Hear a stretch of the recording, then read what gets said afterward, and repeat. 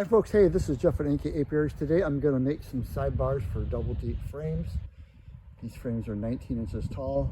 I have my table saw set up for 3/4 of an inch wide, 1 inch tall, and let's run some sidebars through it.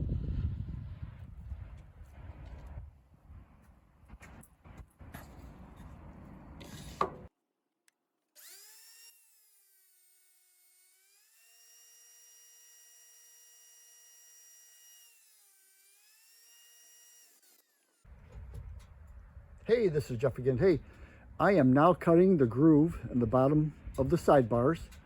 I have my table saw set up. It's 5/8 of an inch wide, 3/8 of an inch deep. Hey, let's cut some dados.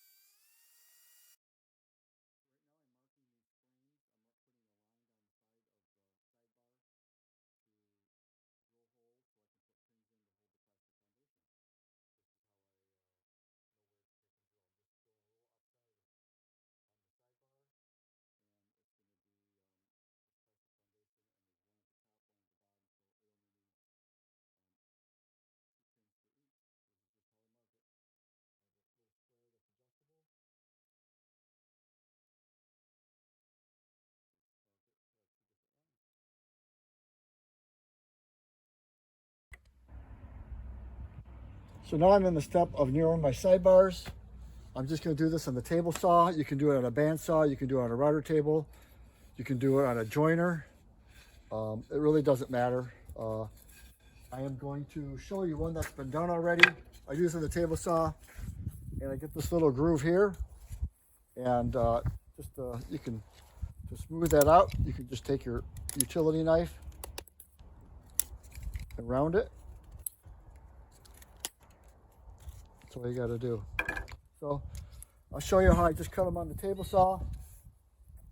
Pretty basic.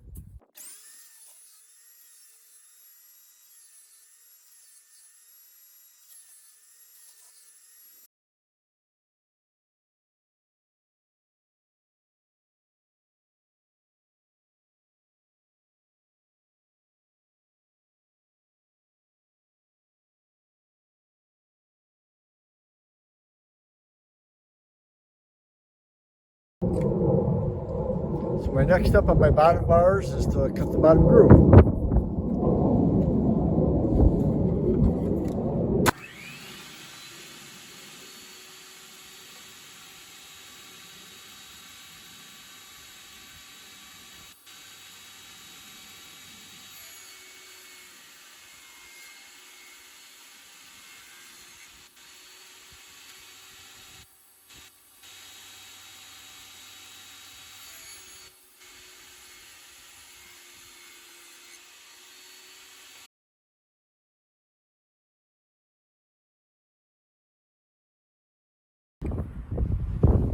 So my next step for the top bars is to cut a slot in there for the plastic foundation.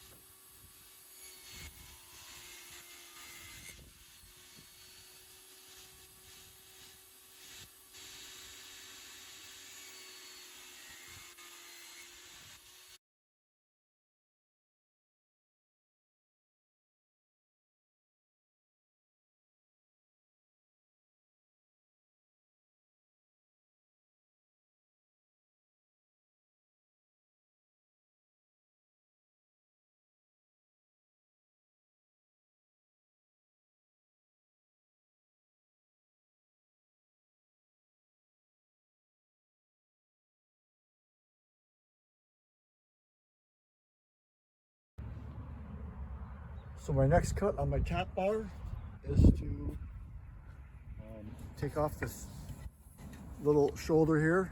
And I'm going to first make this cut here and do that on the table saw.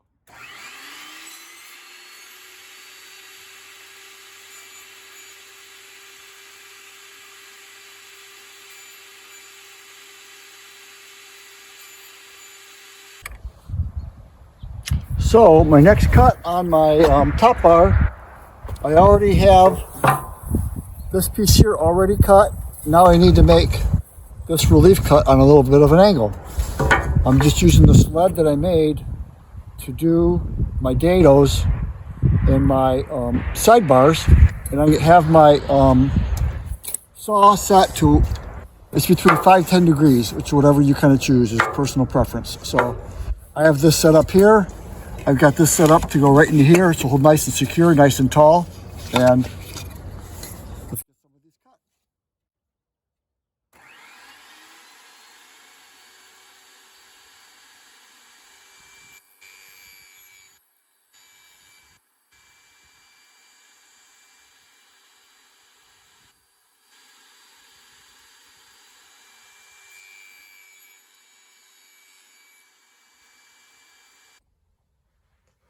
So now that I have all the pieces to my Lazutin frame cut, now it's time to assemble.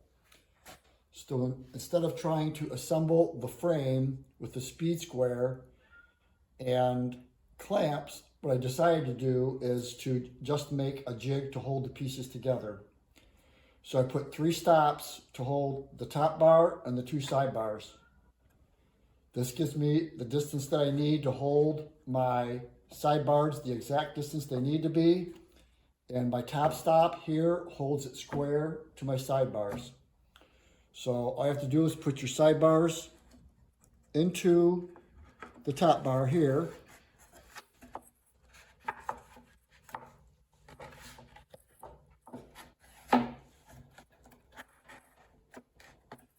then to hold these pieces in place, I just made a cam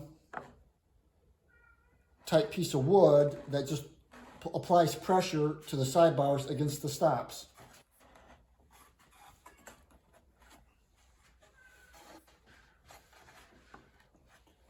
Now all I have to do is to drill my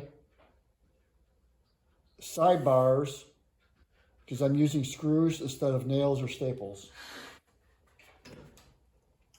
It's really important to, when you're drilling, is to look down your sidebar and keep in alignment with your sidebar so you don't go through the edge of the sidebar because your screw won't have any strength then. So let's get those drilled.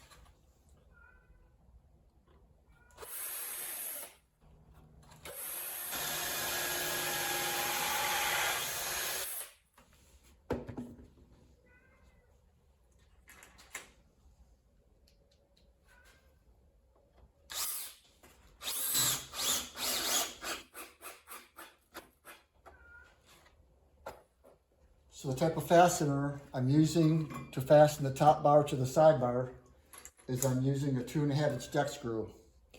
The thing I like about these, it has the smooth shank, so when you're fastening the top bar to the sidebar, it pulls it tight because it will slide through the top bar and not grab it. So now all I have to do is do the bottom bar.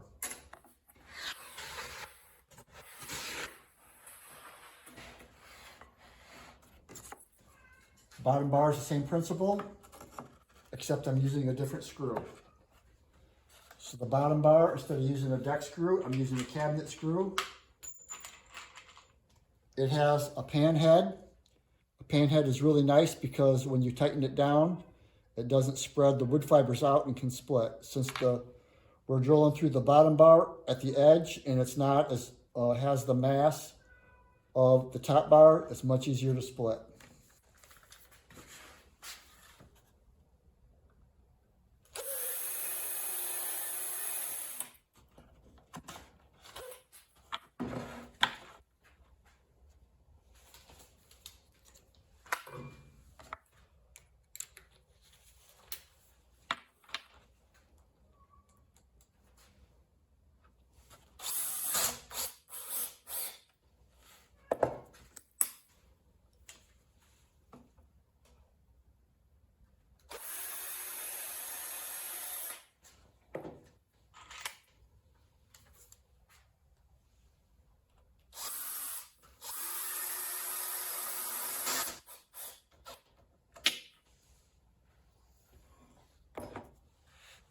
remove the cam, and this frame is completed as far as being assembled.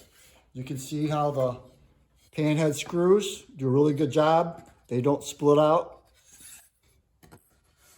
the bottom bar at all. It's nice to have the right size pre-drill.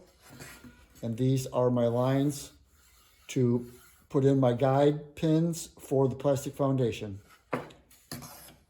And this is the 2.5 inch screw at the top bar. Since this is thicker, it has more mass and it's not right at the edge. There's very low risk of this splitting the top bar.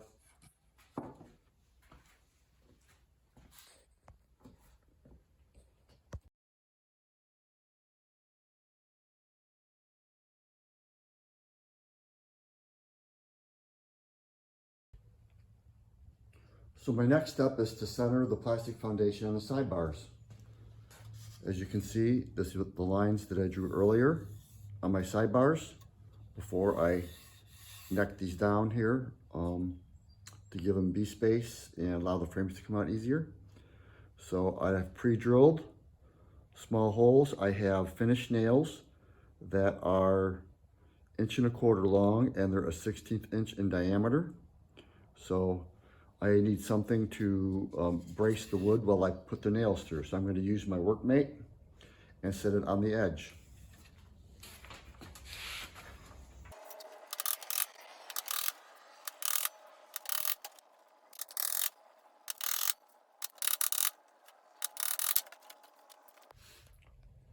So I'm just going to go over a few of the items that I used to help with this project.